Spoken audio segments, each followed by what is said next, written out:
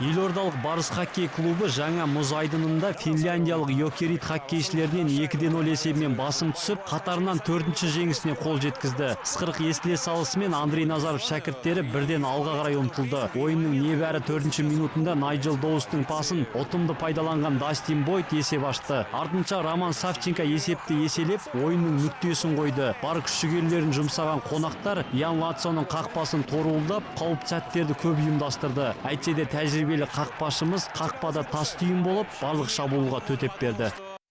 Йокерит очень сильная команда. Йокерит өте мықты команда. 2 шайба салғанымызға қуаныштымын. Біздің жігіттер қорғаныста сауатты қорғанып, жақсы ойын өрнегін көрсете білді. Келесі матчта сәтті болатынына сенімім мол. Осылайша Барыс шығыс конференциясында 40 ұпаймен 10-ші орынға жайғасты. Енді жерлестеріміз ертең Астанада Владивостоктан келген Адмирал клубымен кездеседі. Дүниежүзілік бокс қауымдастығы қазан айының үздік боксшысын атады. Бұл атақты қазақстандық кәсіпқой боксшы Геннадий Головкин алды. Отандасымыз 18 қазан күні канадалық Давид Лемені мерзімнен бұрын жеңгеннен кейін осында жетістікке жетті. Айта кетейік, Головкин кәсіби рингте 34 жекпе-жек өткізіп, барлығында жеңген.